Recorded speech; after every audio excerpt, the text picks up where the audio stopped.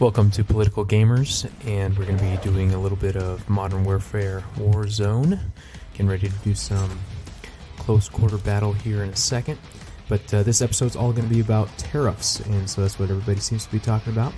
Now, what we are trying to kind of figure out here in this podcast, and your comments are welcome. This is about getting some commentary going. This is about getting some dialogue going.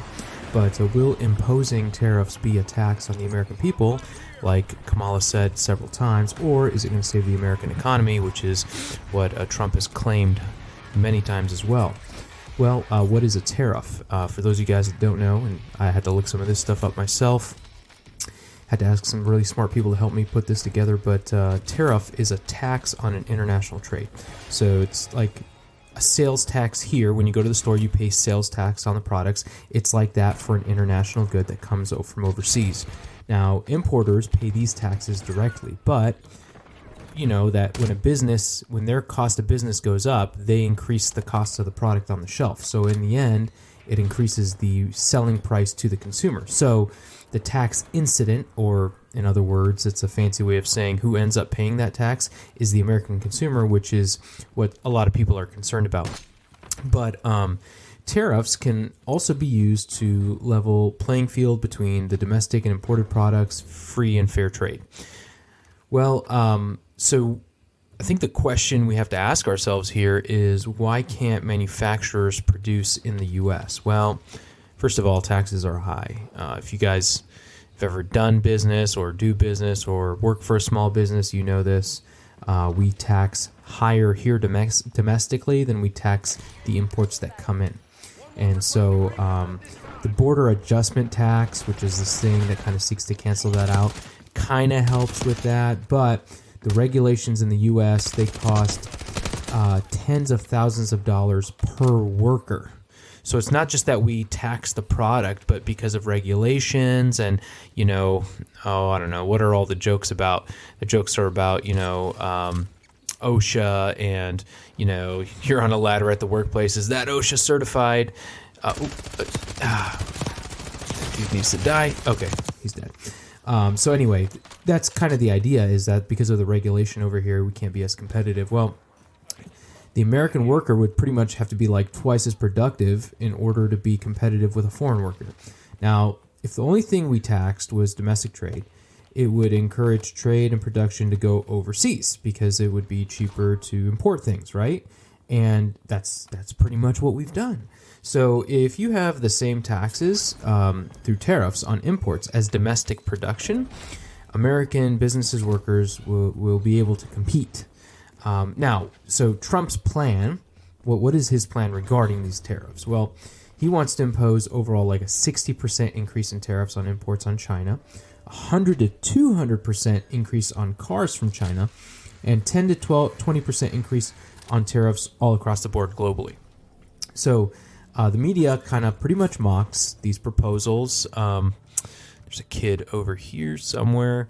Anyway, the media mocks these proposals. However, let me tell you something. What is a problem, and it is one of the reasons that Trump won, is inflation. And so you can mock the tariff, but we did that to ourselves already. So why not have somebody else pick up the check this time? So Trump's going to use these tariffs as a weapon, basically in a very tactical way. Using tariffs to protect usually ends very poorly for the country that tries to employ tariffs that way. But using these tariffs to increase government revenue and as a negotiation tool, that is far more successful. And picking and choosing the industries with which you tariff, that's absolutely critical. If you try to go like 200% all across the board and just protect all your domestic industries, it's going to be horrible. But also, increasing ties with other trading partners results in less trade with China. So we really need to diversify our portfolio as far as the factory floor of the world is concerned. We need to incentivize production going to other places besides China. The trade deficit between us and them right now is declining. It's the lowest since 2010, and Trump is in large part responsible for that. His administration and many of the tariffs that were put in place in his administration actually stayed in place. So in 2016, he actually targeted an example of this, just so you guys know, okay, what's the evidence? When have tariffs worked? Well, in 2016, he targeted Chinese steel and it was a pretty successful approach. There was a small increase in American consumers had to pay, but overall had a positive impact. So 80% of the tariff was just eaten by Chinese producers. They were not able to pass the full weight of the tariff onto the American consumer because the prices would not have been competitive at all. And so for businesses, it really benefited them. And this is because there were too many alternatives produced domestically and in places like Sweden. So the prices were nearly the same, so they couldn't defray those costs over to the consumer or the businesses. The result was countering the subsidies the steel industry received from the Chinese Communist Party over in China. And the Chinese taxpayers actually paid for these subsidies. So in turn, steel companies paid the tariff to the U.S. So the Chinese taxpayer was paying us as a people, which is pretty awesome. And the Biden administration has not reversed these tariffs or put into place that have been put in place by the Trump admin, but pretty much still critique Trump's economics plans. So when have tariffs not worked? Well, $18 billion worth of tariffs on Chinese goods implemented by Biden administration in the green energy agenda were totally unsuccessful. Drove up the cost of clean energy because there were not many alternatives for clean energy products here domestically, and so the American consumers just ended up paying more for what was available, solar panels, all that kind of stuff. So the Biden admin, their Inflation Reduction Act was totally unsuccessful, and new taxes, new regulation on different types of American energy production, while not imposing the same taxes, regulations on the energy production used abroad. Basically, it encouraged all our solar panels, windmills, all that stuff to be produced overseas and brought over here, which means those jobs leave over there, the infrastructure goes over there, everything goes over there. Now, there's a pretty cool chart here, and I'll drop it here in the video. Inflation increase under Biden, according to the U.S. Bureau of Labor and Statistics. And I mean, this is crazy. This is absolutely nuts. This spike in inflation.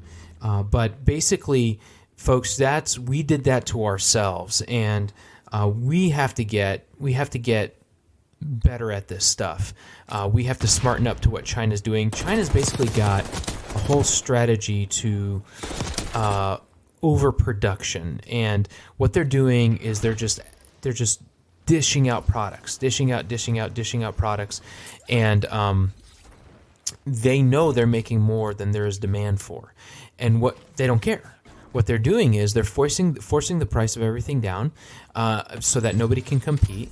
And then when nobody can compete anymore and people start going out of business, they're going to eat up all the market share, and they're going to become the global manufacturer for all goods and services, mostly goods, not really services, but for all the goods in the world. And they're going to outlast everybody else. And one of the reasons that these companies in China can overproduce like that and take a loss is because the government is subsidizing this policy, this economic policy. There's a dude right there, and there's three of us, and anyway, we almost died. So, all of that to say, I'd love to hear what you guys think about that. Definitely, we are at a trade war with China.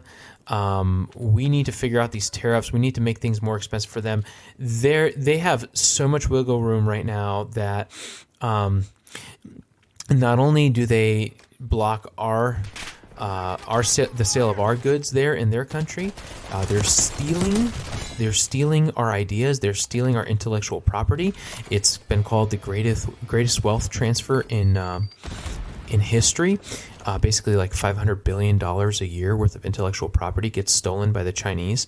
They're actively hacking our communication, our power grid, all that kind of stuff. And so they're obviously been working really hard on an area denial strategy where Taiwan is concerned, and so you're seeing them on the move. And let me tell you something. If you come in hard with tariffs that would cripple them, bankrupt them, it puts a stop to a lot of those other shenanigans. Those tariffs make them think twice about the cost of all of this, and it kind of brings into realization for the Chinese people, like our government is choosing to do this. And by the way, the government is strong-arming their people in this case. It's a lot like the regime in Iran. It's a strongman of a government. The people really have no choice. I love the Chinese people.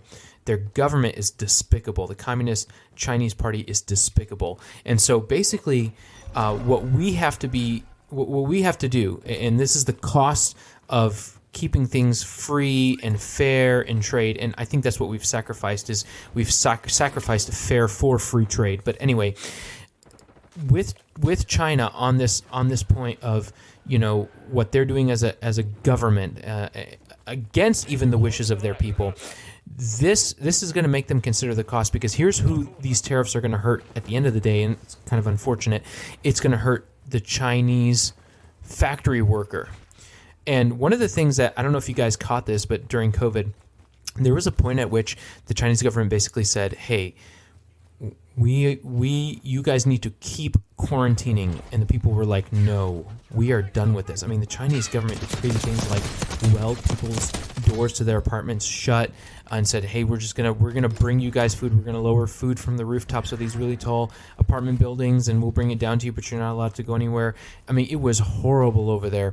And the people finally got to a point they were fed up, and they actually got up and revolted against the government for a quick second, and the government immediately pulled back all of the restrictions, because they're like, oh, we don't want to open that Pandora's box. What's it like when 1 billion people revolt against this actually pretty small group of people that have a tight control of the power, the military, and the finances in China? Well, I think a similar thing could happen. We put the pressure on them economically so that the working man in China hurts. You know, what's it like when your factory boss calls you and says, hey, I'm sorry, there's no work today?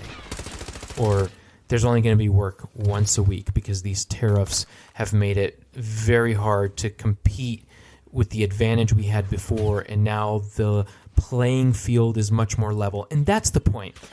Protective tariffs, like I said, don't work. What is going to work, come on, it'd be great to have a scope right now. What will work is leveling the playing field. And it's really important to level the playing field, because otherwise small businesses in America can't compete. Absolutely can't. Big businesses in America, they're going to just send their manufacturing overseas. They don't care. Everybody's a number to them. Everything's a number on a spreadsheet, on a quarterly report, on, stock market, S10 filing, whatever. But for the small businesses, I mean, business becomes pretty much impossible. Awesome. Pretty much impossible. So we have to think about protecting the backbone of the American economy, which are those small businesses. We have to be careful to incentivize China to keep playing games. We have to make it expensive for them to play these games with fentanyl. Basically, China is producing this fentanyl in South America and then creating the infrastructure, incentivizing the infrastructure to be built for these caravans to go up north. And there's lots of military-age male Chinese coming across the border. And if we get these guys to the negotiation table, we can tell them, look, we're not doing this anymore. Like, we are... I hope one of the first things that Trump does is basically, like, declare war on the cartels. Let's get our SFODAs on the border. Let's let those tier 1 guys go at it. Let's let those tier 1 guys go at it, and basically take these guys out and get this fentanyl crap off the street. Well, guys, that was a political gamer on tariffs and the benefits that tariffs could have for eliminating the fentanyl thing, for protecting our automotive industry, lots of our industries, the backbone of America, small business. We'll catch you guys next week. Comment below. Let's get some dialogue going. Love to hear your thoughts. I'm always going to be respectful. I'm always going to listen to both sides. So you guys let me know. But those are the facts I could come up with from my research. And if you've got something different, drop an article in the comments, whatever, and we'll go from there. Political gamer out.